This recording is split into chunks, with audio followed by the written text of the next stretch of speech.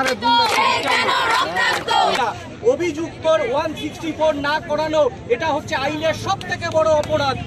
যে একেবারে মধ্যরাতে স্বাধীনতা দিবস উদযাপন সাইডে যায় সাইডে আজকে স্বাধীনতাটা এর পাশাপাশি যদি আপনারা খেয়াল করেন এখনো পর্যন্ত এই ঘটনায়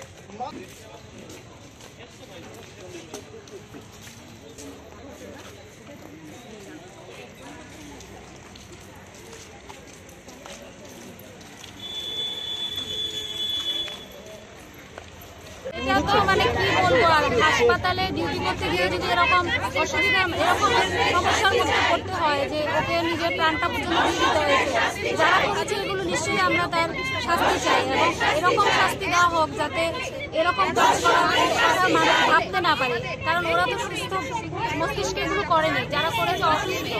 তো এরকম যাতে এরকম শাস্তি দেওয়া হোক যাতে আমরা এরকম আজকে স্বাধীনতা দিবস কালকে হবে, আজকে 12টায় এখন ভারতবর্ষ আমরা স্বাধীনতা দিবস পালন করবো, প্রত্যেকটা নারী স্বাধীনভাবে বাঁচতে পারে, এটাই আমি জানতে চাই। আমি হলো একজন সাধারণ নার্স, তো আমি নিজেও চাইছি কালকে একটা ডাক্তারের সাথে একজন হয়েছে, কালকে নার্সের সাথে হতে পারে, ইভেন যে কোনো প্রতিষ্ঠানের সাথে হতে পারে। তো এজ এ একটা সাধারণ মেয়ে হিসাবে আমি ভাবছি আমি চাই না। তো এই জায়গাটা একটা সেমিনার হলের মধ্যে একজন ডাক্তারকে এইভাবে অত্যাচারিত করে মারা হয়েছে, তার প্রতিকার আমরা চাই, সেটার জন্য আমরা প্রতিবাদ করতে এসেছি। কলকাতা পুলিশ যে মেন আসামি ওকে যাতে ধরে ওই যাতে পুরো ভালো করে শাস্তি হোক সেটা আমরা চাই। অবশ্যই আমার মনে হয় সবাই প্রতিবাদে নেমেছে, সব মহিলারা বিশেষ করে পুরুষরাও আছে। তো এটা দিয়ে বোঝা যাচ্ছে যে এখন আমরা ঘরে বসে থাকার নেই, বেরিয়ে আসতে হবে। আর এইরকম বিশ্রী ঘটনার দৃষ্টান্তমূলক শাস্তি আমরা সবাই চাই, কারণ দেখা যাচ্ছে সমাজে ছোট থেকে বৃদ্ধ সবাই এই ঘটনার সম্মুখীন হতে হচ্ছে। বারবার যাতে এটা রিপিট না হয় তার জন্যই আজকে সব মহিলারা সব পুরুষরা মাঠে নেমেছে।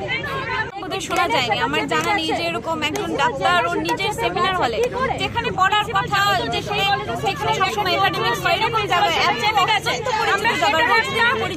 ওয়ার্ডের মধ্যে মানে এত ভিন্ন ভাবে এটা মানাই যায়। এক্ষুনি যেগুলো আমরা সত্যি আসছি রাস্তাঘাটে নাই, এরকম ঘটনা হয় এটা যদি